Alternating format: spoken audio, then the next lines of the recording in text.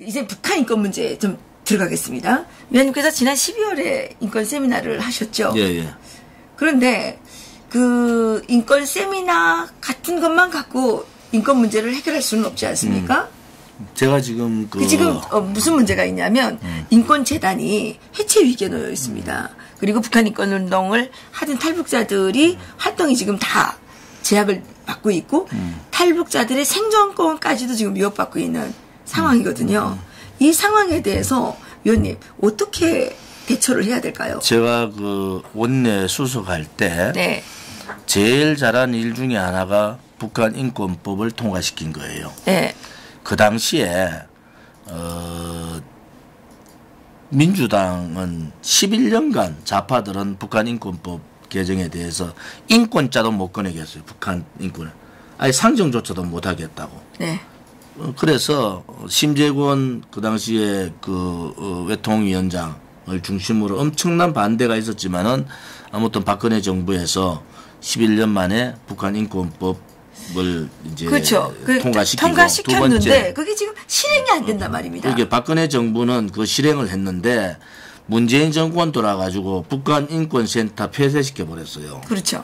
그 다음에 북한 인권에 대한 얘기를 거의 예산조차도 지금 다 막아버렸다고. 그렇단 말입니다. 그러니까 이 더불어민주당이 가지고 있던 생각은 북한의 인권 문제를 건드리지 않겠다는 거예요. 예. 그들은 11년간 북한 인권 문제 자체를 국회에서 논의조차 못하게 만들었습니다. 그 다음에 미국이나 유엔에서 북한 인권 법안을 계속 인권에 대한 얘기를 하잖아요. 제재도 하고 뭐 인권에 대한 얼마 전에도 그 북한 인권 문제에 대한 법 그거를 이제 유엔에서 다시 통과했는데 지금 이 문재인 좌파 독재 정권은 북한 인권에 관심이 없어요. 무엇에 관심이 있느냐? 김정은에 관심이 있는 거야. 그래서 박근혜 대통령이 2017년 10월 1일 날 뭐라고 얘기하느냐. 이 대단히 중요한 얘기잖아요. 그때 김정은 정권하고 북한 주민들을 분리했어요. 네. 그 당시 태영호 공사가 탈북을 해서 한국에 기순을 하고 네. 그런 상태잖아요. 네. 그때 뭐라고 얘기합니까? 북한의 주민들은 다 대한민국으로 내려오십시오. 우리가 환영합니다. 이게 박근혜 대통령의 북한 인권 문제, 북한 주민들에 대한 그 기저예요, 기저. 그런데 그래서 탈북자들이 박근혜 대통령을 많이 지지했죠. 지금은 문재인 정권 돌아가지고 북한 인권센터 폐쇄해버렸죠. 북한 인권법에 따른 여러 가지 절차들이 있는데 그거 지금 하나도 진행 안 하고 있고요. 그 다음에 북한 동포들을 위한 그 풍선 보내기, 그 다음에 대북 그 방송, 이런 부분 다 폐쇄해버렸잖아요. 막아버리고. 그리고 그렇죠. 북한, 얼마 전에는 탈북자 명단까지 공개하는 사태가 벌어졌잖아요. 해킹당. 네, 해킹당한 사태가. 그러면은 이 문재인 정권을 한마디로 하면은 북한 인권에 관심이 없는 정권이다. 이것을 다시 역으로 얘기하면은 이 문재인 정권은 북한의 2,500만 주민들이 30만 명이 정치범 수용소에 갇혀 있고 평양을 제외하고 평양 주민도 마찬가지지만 나머지의 전체에 있는 2,300만 정도의 주민들은 소위 말하는 노예 같은 생활을 하잖아요. 네. 최악의 먹을거리도 없고 거주 이전의 자유도 없고 통신의 자유도 없고 모든 것을 하고 있는데 이 문재인 씨가 9월 19일 날 미국 가가 평양 가서 뭐라고 얘기합니까? 이 민족의 고난을 역경을 잘 이겨낸 우리 민족의 DNA를 얘기하고 그것은 뭐냐? 지금까지 김일성, 김정일, 김정은이가 북한 주민들을 탄압하고 노예화시키고 소위 말하는 도저히 전 세계에서 있을 수 없는 왕조국가식으로 운영을 하는 것에 대한 면죄부를 다 줘버렸다고요. 그래서 문재인 정권은 북한 주민들에 대한 얘기를 하는 자격도 없고 북한 인권에 대해서 관심이 없어요. 그러니까 이걸 어떻게 해결해야 되는데 해결하는 건 간단해요. 간단한 게 문재인 정권을 끌어내리면 돼요. 네, 끌어내려야 되는데 그러면 위원님 여기서 한 가지 물어보겠습니다. 그 다음에 여기 한 가지 좀 제가 질문 좀 하면 좀 말씀해 주십시오. 위원님은 너무 말씀을 잘하셔가지고 제가 질문을 할 틈이 없어요. 위원님, 지금 대한애국당이 이제 제가 보면 서울역에서 하는 집회를 보면 대단합니다. 대단한데 대한애국당만의 힘 갖고는 이 문재인 정권을 끌어내릴 수가 없지 않겠습니까? 그죠? 그거는 그렇지 않죠. 그러면 어떻게 하면 되겠습니까? 그거는 지금 많은 국민들은요 이런 예. 거예요. 이제는 정치인 몇 사람에 의해서 나라가 망했고 예. 죄 없는 대통령이 감옥 가 있고 더 이상 북한 주민 해방에 대한 부분도 네. 요연해졌다. 뭐 북한 인권 문제만 보더라도 이 문재인 정권은 폐륜이에요. 폐륜. 북한 주민들로 봐서는 당연하죠. 희망을 꺾어버렸단 말이에요. 예. 자, 그러면은 대한애국당, 제가 얘기하는 거는 대한애국당의 국회의원 한석이잖아요. 예. 근데 앞으로 뭐 다음 총선 때까지는 40석, 50석까지 갈 가능성이 되게 높다. 50석을 만든다고 해도 뭐 되게 300명이어야 되는데 아니 50석 다음 총선에 예. 뭐 50석은 총선 전까지 얘기고 예. 이제는 정치인 50석 그러니까 총선 전에 50석을 만들고 총선 후에는 몇 석을 만듭니까 그러면? 총선에서는 제1당이 되도록 저희들 노력하고 그러면 있는데 100석 이상 만든다는 말씀이십니까? 150석 이상이 돼야 되겠죠. 근데 어떻게 뭐 구체적인 그래서 뭐 구체적인 거는 저희들이 있습니까? 준비를 하고 있고 아무튼 뭐 약속된 건 있었습니까? 뭐 약속됐다는 게 뭐죠? 아니, 의원들하고 예, 뭐 50석을 만들려면 진행하고 있습니다. 진행하고 있는 거예요? 그거는 뭐 제가 더 말씀 좀 드리면은 이런 거예요. 그러면 자유한국당에서 나옵니까? 아니면 바른애국당에서 옵니까? 바른정당은 우리하고 다른 자유한국당에서 나오는 거죠. 바른정당은 뭐 예세당초 탄핵했던 사람들하고 우리는 근데 그게 갈라지면 없죠. 또 표가 찢어져가지고 총선에서 어렵지 않겠습니까? 제가 말씀드렸는데 몇 군데서 말했는데 다음 21대 총선의 여소야대 그렇게 문재인 정권을 무력화시키기에는 여소야대가 중요하다. 그런데 야 대한애국당 너가 또다시 몇십석 연례교섭단체 만들어가지고 둘이가 싸우면 너 둘 다 죽는 거 아니냐? 뭐든 지금 우리 이게 자유우파 진영에 많은 분들의 걱정이 걱정이거든요. 그분들은 단순하게 그래 보실 것이 아니다. 정치는 정치는 제가 분명히 말씀드리지만은 국민들의 21대 여소야대에 대한 명령은 우리는 무조건 따른다. 예. 그 방법은 우리가 가는 길이 맞다고 보고 그 길로 간다. 그러면은 자유한국당에서 어떻게 처신할 거냐는 것은 명확하게 나온다. 저는 그래 보고요. 그다음에 뭐 프랑스도 마크롱이 의성한사 없이 총리됐어요. 그럼 프랑스니까요. 아니요. 대한민국을 국민을 그렇게 우습게 보시면 안 돼요. 우습게 보는 건 아니지만요. 우리는요. 예. 전쟁을 치른 사람 되고 이번에 특히 이 좌파 독재들한테 국민들이 너무 좌파 독재 정권의 현실을 알았어요. 그래서 국민들이 굉장히 분노하고 있다. 지금은요. 정치인 몇 사람들이 특히 보수 우파가 정치인 몇 사람들이 나라를 바꾸겠다. 천만입니다. 황교안 더 많은 사람들이 돌아가 안 됩니다. 왜 뭐가 안 되느냐? 이 불법 탄핵에 대한 부분에 대한 정리를 하지 않고 그냥 묻고 가자. 아니 보수의 많은 국민들은 그냥 묻고 가서는 안 된다고 얘기하고 있는 거예요. 그리고 탄핵을 주도했던 사람은 정치를 그만두라고 얘기하는 거예요. 그러면은 그 사람들이 정치를 그만두는 게 빠릅니까? 수만 명, 수백만 명의 국민들이 그 정치인들을 따라가는 게 맞습니까? 그거는 명확하잖아요. 그 사람 책임질 수 있는 사람들이 정치를 그만두면 끝나는 게. 그러면 제가 자유한국당하고도 같이 통합의 논의를 들어갈 수 있어요. 그러니까 지금 위원님께서는 그 자유한국당의 탄핵을 그럼 62명이 다 빠져야 된다는 겁니까? 너무 대한민국당에 관심이 없었던가 봐요. 62명이 다 빠지면 여러 군데에 62명이 다 빠지면 위원님께서 자유한국당으로 가실 수 있다는 말씀입니까? 여러 군데에 제가 얘기를 했는데 62분의 탄핵 찬성파가 있고 그중에서 바른정당에 있는 사람이 있잖아요. 네. 그중에서 우리가 탄핵 실적이라고 정했잖아요. 네. 거기다가 홍준표까지 얘기를 했다고요. 네. 자, 이런 책임이 있는 사람은 정계를 떠나라. 나머지 사람들은 탄핵 정국에서 우리가 판단을 잘못했다. 그렇게 국민들한테 사과를 하는 것이 맞다. 그래 되면 62명을 다 이렇게 뭐 하겠다는 게 아니고 탄핵 실적하고 벌써 홍준표라는 사람을 얘기를 했잖아요. 자, 그런 사람에 대한 근데 홍준표 그 대표님은 왜 홍준표는요. 탄핵 실적에 박근혜 대통령 탄핵 실적에는 안 들어가는데 정치를 그만둬야 된다는 것은 홍준표 당대표 또 대통령 후보 때 당대표 때 여러 가지 말들의 문제가 있는데다가 박근혜 대통령은 1심을 놔놓고 박근혜 대통령을 출당시켜버렸어요. 네, 출당시킨 것 때문에 그렇죠. 나가야 된다. 그거는 뭐냐. 1심 재판부에다가 더 이상 박근혜 대통령은 우리 보수 정당은 관심 없으니까 당신들이 알아서 하시오라고 국민들이요.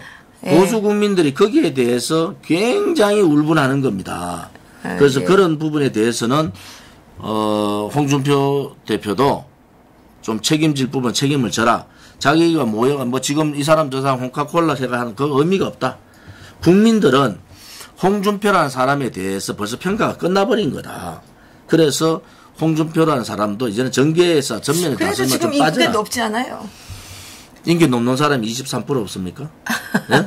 아니, 보수 후보가 대한애국당 후보 다 죽이고 혼자 그렇게 그때 나와서. 위원님은 그 대선 후보 나오시고 몇 저야 뭐 표 다 데려 나간 것도 아니고 그들이 중간에 우리하고 같이 나갔던 사람이 도망가 버리고 또 하나는 많은 사람들이 엄해하고 그랬지만 지금 우리가 당이 지키고 있는 거 보세요. 왜냐? 이것이 옳기 때문에 가는 거예요. 그런데 홍준표 같이 대통령 후보 되기 전에 했던 말, 대통령 후보 되고 했던 말, 대통령 후보 끝나고 당대표 때 했던 말, 정치 지도자는요, 그 말이 일관성이 있어야 되는 겁니다. 그런데 대부분의 정치인들은 좀 안 그러지 않나요? 대부분의 정치인이 다르죠. 대통령 하겠다는 사람은 그러면 안 된다는 거예요. 그 다음에 당대표까지 했던 사람은. 아니, 지금 문재인 대통령도 말을 계속 바꾸잖아요. 그렇게 문재인은 인정 못 하는 거잖아요. 그래서 특히 보수 우파의 지도자는요, 신뢰성이 있어야 돼요. 한마디를 하더라도 굉장히 심중하게 생각해서 말을 해야 되잖아요. 대한애국당이 한 번이라도 말을 바꾼 적이 있는지. 그래. 또 두 번째, 우리 대한애국당이 일반 시민단체, 보수 시민단체에 대해서 비판한 적이 있습니까? 저는 한 번도 없습니다. 없어요? 그 많은 엄해를 받으면서도 저는 보수 시민단체에 대한 나쁜 말을 한 적이 없어요. 자유한국당만 비판.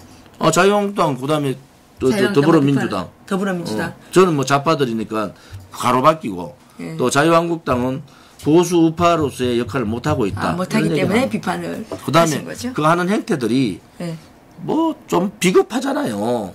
좀 정치인 같이 좀 초지일관하고 또 대한민국 자기 개인보다는 대한민국을 좀 생각하고 뭐 해야 되잖아요. 말입니다. 그냥 개인적으로 말이지 뭐 말도 안 되는 얘기들을 또 들어서 자꾸 내일 아침이 되면 또 바꿔요. 그러기는 정치인이라는 게 오늘 말 바꿨다 내일 말 바꿨다 하는 것은 무슨 의미가 있느냐. 진실하지 못하는 거예요. 근데 진실하면은 말 바꿀 이유가 없잖아요.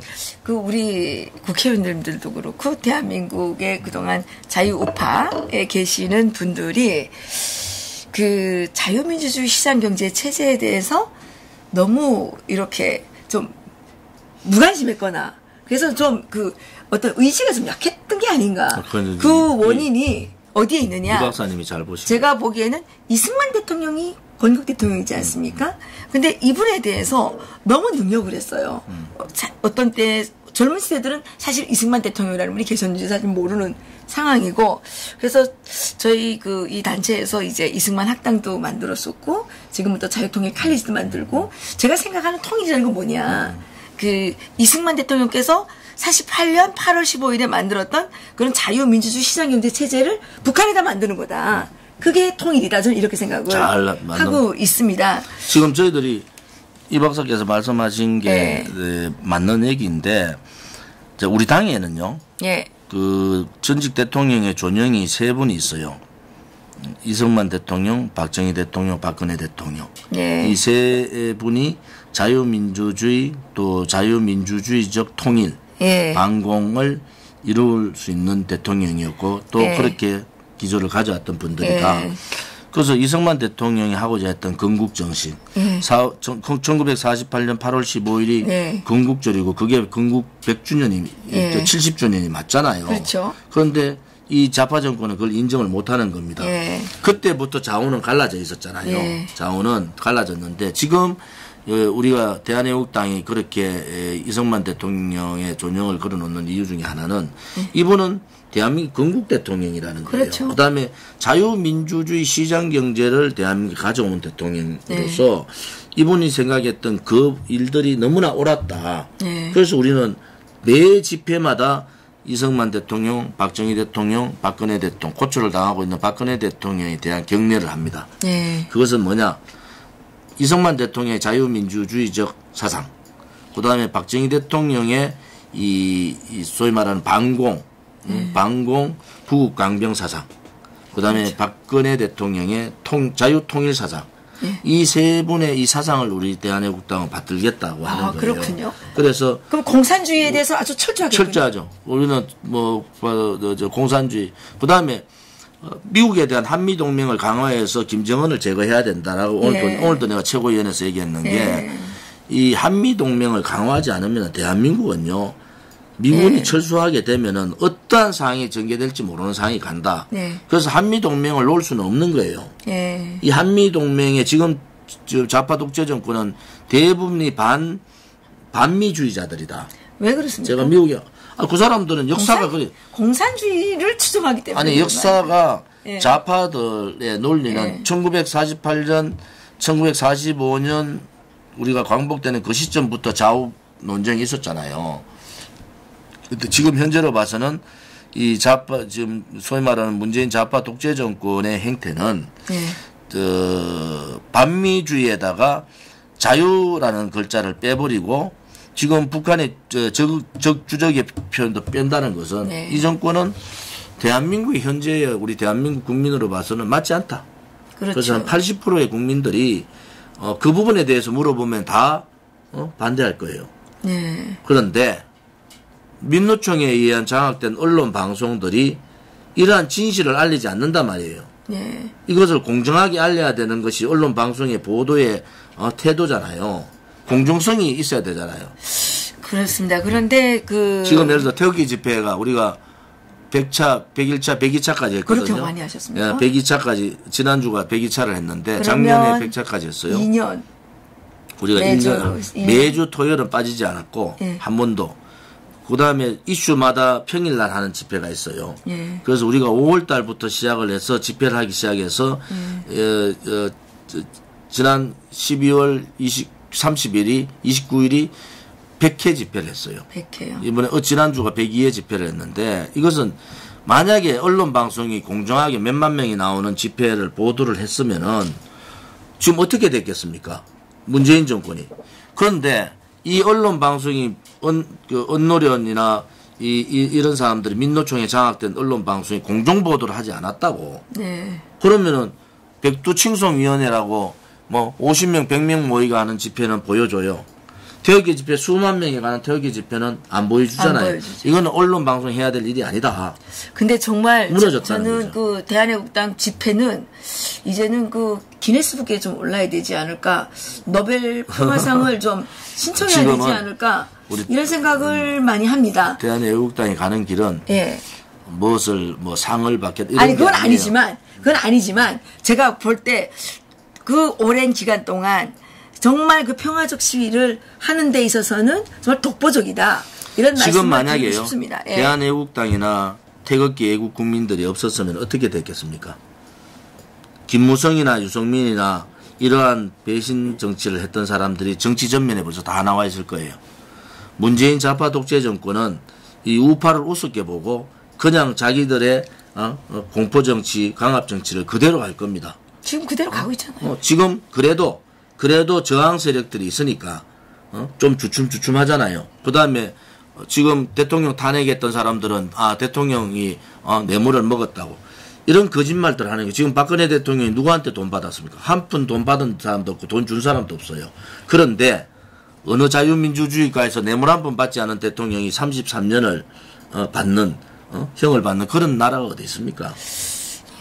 그래서 대한애국당이 하는 일은 명확하게 자유민주주의 시장경제 수호한다. 그 다음에 이 잘못된 우파 보수 정당을 바꿔야 된다. 그리고 한미동맹 강화해서 김정은을 제거해야 됩니다. 어떻게요? 김정은 한미 동맹을 통해서 스트라이크. 어쨌든 김정은을 제거하고 그다음에 가장 대한민국 국민이 피해가 적게 가는 방향에서 김정은을 레짐 체인지할 수밖에 없다. 그렇죠. 그리고 북한 핵이나 대량 살상 무기를 제거할 수밖에 없다. 그다음에 박근혜 대통령, 죄 없는 대통령을 구출해야 된다. 네. 우리가 박근혜 대통령을 얘기하니까 저 사람들은 대통령만 얘기하는 우리의 정강 정책에는 그래 돼 있는 거예요. 뭐냐? 자유민주주의 시장경제 수호가 제1번이에요. 네. 그래서 박근혜 대통령 어떻게 보냐.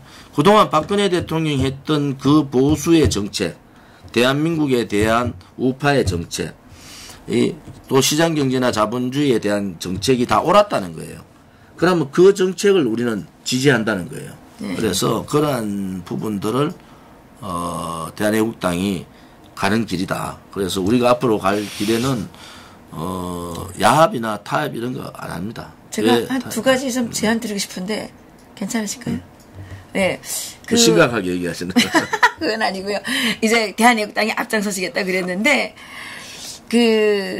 이승만 대통령의 대미 외교는 정말 대단한 거거든요. 지금도. 그래서 저는 조원진 의원님께서 그래도 한 정당의 대표로서 국회의원으로서 트럼프 대통령을 만나서 왜 김정은을 제거해야 되는지 좀 강력하게 그 제안을 해주실 수 있는지 첫 번째. 그리고 두 번째는 세 가지를 말씀드려야 되겠네요. 두 번째는 대한애국당의 이승만 학당 또 자유통일 칼리지 같은 당원 교양 강좌를 좀 개설해 주실 수 있는지요. 그리고 세 번째는 지금 DMZ에 있는 이 지뢰들을 다 제거하지 않았습니까? 거기 제일 먼저 내려온 것이 북한 군 병사가 내려왔습니다. 내려왔는데 저는 그 통일 문제에 대해서 깊이 이제 생각을 많이 해왔는데 독일의 베를린 장벽이 무너진 거는 동독 주민들이 대거 넘어왔기 때문에 무너졌단 말입니다. 저는 그 서울역에서 부터 이제 행진하는 대한애국당 그 집회를 볼 때마다 저만한 정도의 그 세력이면 우리가 DMZ를 돌파해서 북진을 할 수 있지 않을까. 만약 경우에 여기에 대해서 결단을 내려주신다면 제가 제일 먼저 앞장서서 거기 가겠다는 거죠. 근본적으로 다 옳은 말씀이고 아무튼 네. 제가 작년 10월 1일에서 10월 6일간 미국 방문을 했어요. 예. 워싱턴, LA 방문을 했는데 워싱턴 방문에서 NSC 예. 지금 볼턴 바로 밑에 한반도 책임자를 다 만났어요. 예. 1시간 반 동안 예. 저 혼자 만났습니다. 그리고 국무성의 한반도 책임자도 만났어요. 스캇? 두 쪽에 있는 분들을 네. 똑같은 그 말씀을 전달한 거예요. 네. 왜 지금 2년 정도를 북한 김정은을 더 쪼아라. 대북 제재를 강하면 북한 김정은 무너진다. 네. 그래서 이 북한 김정은을 무너뜨린다는 것은 지금 한국 내에 있는 반미주의자들도 무너뜨릴 네. 수 있다. 예. 제가 그렇게 같은 논리로 얘기를 했고. 네. 이승만 대통령에 대한 국부대통령에 대한 부분은 우선 국부대통령으로서의 위상을 찾아야 되잖아요. 네. 지난번 탄신 때도 그렇고 이번에 현충원 갔을 때도 아무도 그런 그게 없는데 우리 당은 현충원 참배하고 박정희 대통령하고 이승만 대통령 묘소를 꼭 참배합니다. 네. 조화도 갖다 드리고 예. 두 분 국부대통령이나 박정희 대통령에 대한 사상을 우리가 받고 네. 그 사상을 우리 당의 이념으로 가져가기 때문에 네. 두 번째 얘기하신 부분은 구체적으로 논의를 하시고 또 이번에 대한애국당의 이주천 교수님이 대한애국당의 정책전략 연구원장으로 되셨어요. 그분이 이승만 네. 그 사상에 대해서 대단히 많이 알고 계시잖아요. 네. 그분을 통해서 아까 말씀하신 그런 것은 할 수 있겠다 보고요. 네. 또 지금 프랑스의 노란 조끼에 지금 이제 집회들이 많은데 네. 프랑스 전역에서 8만 명밖에 안 됩니다. 그 사람들이 8만 명? 8만 명밖에 안 돼요. 네. 지금 대한애국당에 나오는 숫자만큼 돼요. 지금 대한애국당에 한 번에 나오는 분이 8만 명 정도 8만 명 정도 됩니다.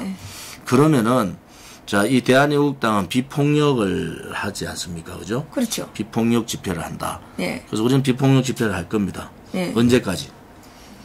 100만 명이 모일 때까지 이 비폭력 집회를 해서 세를 모으고 하나는 문재인 좌파 독재 정권에 대한 압박과 퇴진, 또 박근혜 대통령에 대한 구출, 또 하나는 이 자유한국당 보수를 자처하고 있는 자유한국당에 대한 압박을 할 겁니다.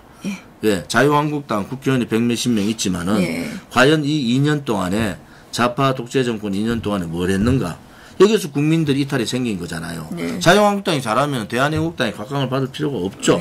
그런데 대한애국당이 이렇게 보수 중심으로 자꾸 다가가는 것은 뭐가 되느냐? 그만큼 자유한국당이 못했다는 거예요. 자유한국당의 바깥에서 굉장한 인적 혁신과 자유한국당의 개혁과 변화를 우리 대한애국당이 계속 지속적으로 압박을 가할 겁니다. 네, 그렇게 해주십시오. 그래야지 필요할 것 같습니다. 그래서 그래야지 그 사람들이 같이 지금까지 정권에서 특히 박근혜 정부의 정권을 한번 읽어보면요. 정권의 가치는 대단히 중요한 가치가 다 있어요.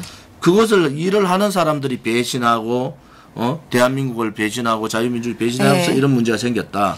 그래서 아까 말씀하신 뭐 지금 북으로 올라가면 뭐 되지 않나. 정권부터 일단 바꿔놓고 봅시다.